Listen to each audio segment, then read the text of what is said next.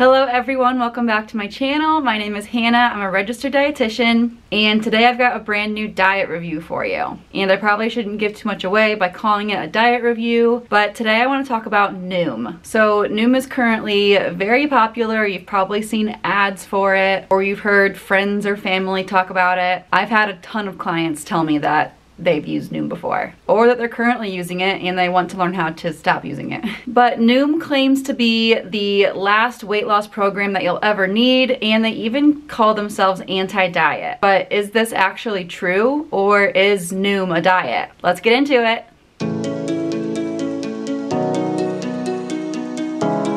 So Noom is a weight loss program that, like most of them, says that you'll get lifelong results if you do their program. They have an app where you get a coach and you track your calories, you track your weight, you track your exercise. They give you readings and things to educate yourself on, which is pretty cool. And they really take pride in that they focus on the behavior and the psychological side of weight loss. And right off the bat, I think that's a really good thing. I mean, it's better than some diet where they just say, yeah, cut out carbs and you'll lose weight, but they don't actually teach you how to make behavior changes or take into account how important behavior changes and psychology are for lasting weight loss results. But I decided to try signing up for Noom to see what it would recommend for me. So the first thing it had me do was set a goal weight. So I'm about 5'7", and it told me that an ideal weight for my height would be around 121 to 160 pounds. Now, I will say I have not weighed 121 pounds since I was in like 5th grade. I currently weigh about 170 pounds, give or take 5 to 10 pounds, depending on a million different factors. I honestly haven't weighed myself in a long time. I have a whole video on why you should do the same, and I will also get to why tracking your weight daily like you do on Noom is not helpful for most people. But anyway, just to play along, I set a goal of 125 pounds. Now, I never ever want to be at that weight. That is not a healthy weight for me at all. And that is the problem with setting goal weights and the whole idea of ideal body weight and BMI in general. But I'll get to that more in a second. Just know that I put in a goal weight of 125 pounds. Even though that is far too low, I feel like I'm at a very healthy weight right now. But you can't sign up for Noom and say that you want to maintain your weight. It's a weight loss program. So after you put in your goal weight, Noom then proceeds to lead you through a whole series of questions. They ask if you have diabetes or any other chronic illness. They ask how many meals per day you usually eat. They ask if you cook at home or usually go out to eat, or a combination of both. Questions like that. Just kind of getting to know you and your lifestyle a little bit better, which again, I think is a really good thing. They had a lot of questions on the questionnaire. So even though it's not a real person at this point talking you through anything, they still try their best to get to know you as well as they can before making those initial goals for you. So props for that. But I will say the questionnaire did not once ask if I had a history of disordered eating or eating disorders. And I've got a nice long history of disordered eating behaviors. And so when they spit out this weight loss goal and timeline for me, which I'll get to in a second, that could have been very triggering for me if I was still working through those disordered eating habits. So I want to stop here and say that if you do have a history of disordered eating or an eating disorder, do not do Noom. I'm going to explain more of the red flags that can be triggers for disordered eating and eating disorders. But if you do struggle with this, or you have struggled with this, setting a goal weight, having a timeline, tracking your calories, tracking your weight, that's not the route you need to go to heal. But once I completed the questionnaire, Noom let me know that I could reach my goal weight of 125 pounds by May 7th. So I did the questionnaire on November 7th. So exactly 6 months later, I'd be at my goal weight of 125 pounds. So if we do the math, that would be a weight loss of about 45 pounds in 6 months, or about 1 to 2 pounds a week. Now, 1 to 2 pounds a week can be a very appropriate weight loss goal for some people. I think that's much better than those lose 30 pounds in 1 month kind of programs. Those are obviously setting you up for failure.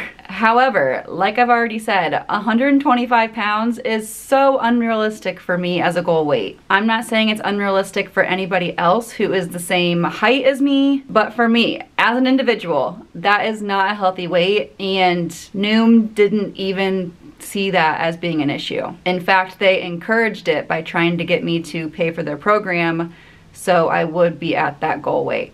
Since becoming an intuitive eater, I have maintained my weight for like the last 5 years or so, and I feel healthier than ever. This weight maintenance and foundation of healthy behaviors that I have established is a sign that I am within my set point weight range, which is basically the weight that your body wants you to be at. Now, we have no idea of knowing what our set point weight range is. Only our body knows what that is. I no longer have those drastic weight fluctuations, which is often a sign of unsustainable lifestyle changes, yo-yo dieting, metabolic adaptation to a point of what feels like no return. But this is why I often don't recommend setting a goal weight at all, because again, we have no idea what weight our body is supposed to be at in its healthiest form. Plus, healthy can look different during all different phases of life. And being at a healthy BMI may not mean you are at your healthiest weight. There is no way that every single person who is 5'7" like me is supposed to weigh the exact same. So after Noom gave me my weight loss goal of losing 45 pounds in 6 months, they then take you to a sign-up page where you have to pay to get your calorie goal, your coach, and all the other bells and whistles. I believe that Noom used to have an extended free version. I don't know though, I haven't played around with it before, but they tried to get me to pay at least 50 cents for a trial before then making me pay the full price. And maybe I misunderstood how this whole thing works, but I am very frugal, so I didn't want to pay for it. And I also don't want to give money to diet culture, so I opted out from there. That is where my personal Noom journey ended. But although I was unable to use the Noom app for free, I have done some research to see what all it entails, and like I said, I've had a lot of clients tell me about what their experience was as well. So let's go over what makes Noom a diet. Because yes, spoiler alert, Noom is a diet. So first telltale sign that Noom is a diet is that they encourage you to track everything and you are given a calorie budget. So based on how you filled out the questionnaire and your goal weight, Noom then gives you a calorie goal. Noom usually gives a calorie goal around 1,200 calories. And this is a very low calorie goal for most people. If you're watching this video, I am guessing that you probably need to eat more than 1,200 calories, even if your goal is weight loss. Eating too few calories can lead to decreased muscle mass, which is no bueno for the metabolism. It can lead to the restrict binge cycle, where we end up restricting so much that we end up overeating, and then that causes a whole vicious cycle there. Even if your goal is weight loss, you still need to make sure you are eating enough, and 1,200 calories probably isn't it. Now, in terms of tracking, there are some instances where tracking can be okay. I myself don't track calories. I don't have my clients track calories, at least not for the long term especially, because this can be a very slippery slope into disordered eating habits. If you find that you can't go a day or even a meal without tracking your calories, it may be time to self-reflect what this is doing to your relationship with food and your body. I don't love tracking calories because it diminishes food to a single number, and food is so much more than just the number of calories it has. Food also has a ton of other nutrients that we need to consider. And aside from nutrition, food is so much more than how it benefits our physical health. We need to eat food that satisfies both our physical health and our mental health as well. And tracking calories does not always allow for that. Tracking your calories can also diminish the trust that you have with your body and your hunger and your satisfaction cues. If you are out of calories for the day, but you still feel hungry, you are either A, going to ignore those hunger cues and ignore what your body is trying to tell you, or you are going to eat something anyway, as you should, and likely feel guilty for going over your calorie goal because you ate more than what you thought you were allowed to eat. So along with a calorie goal, Noom also uses a traffic light approach. These classifications are based on calorie density. So foods that have a low amount of calories for a lot of volume are deemed as green, and foods that have a lot of calories for a smaller portion are either yellow or red. Noom does say they don't do this to classify foods as good or bad, because as we know, that is not a great thing. They say they do it just to help with understanding portion control. But think about how you would feel if you ate too many red foods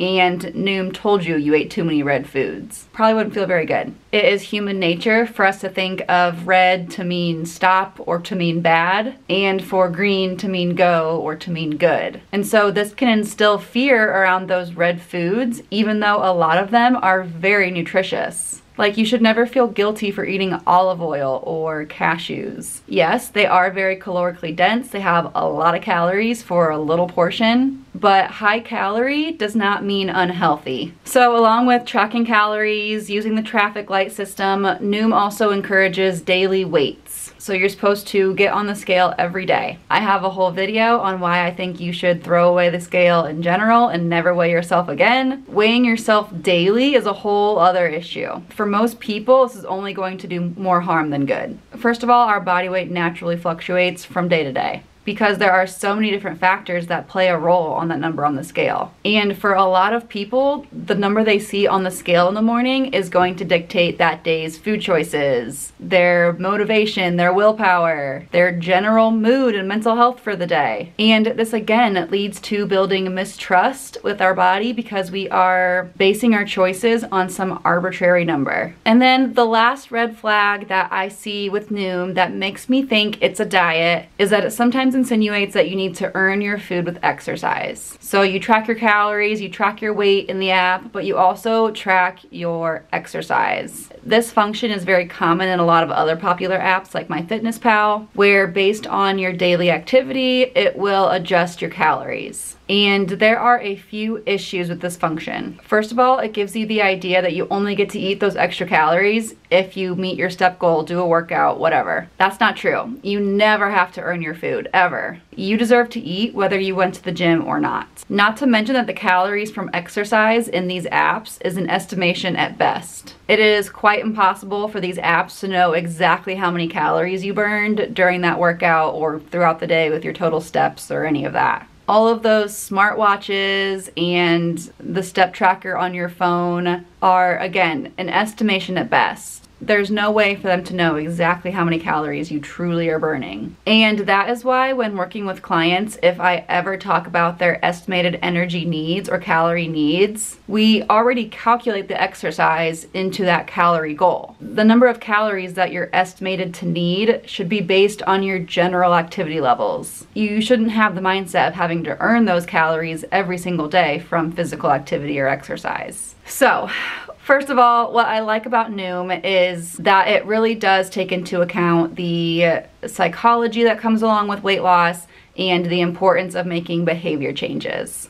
Diets that just make crazy food rules like don't eat carbs, don't eat past 7, don't actually challenge you to think about what you have to do to make sustainable changes. When you are trying to change your habits, you need to understand why you make the choices that you currently make and what needs to be done to change those. And Noom appears to be supportive of that in general. But bottom line, Noom is definitely a diet. It gives calorie budgets that are way too low for most of its users. It can instill fear around food using the traffic light system. It can make you feel like you have to earn your calories through exercise, and it doesn't really seem to take into account if your weight loss goal is actually appropriate for you. All right, guys, that is all I've got for you. Thank you so much for watching this video. Let me know what diet I should review next. Leave a like if you enjoyed this video. Don't forget to subscribe, and I will see you guys in the next one.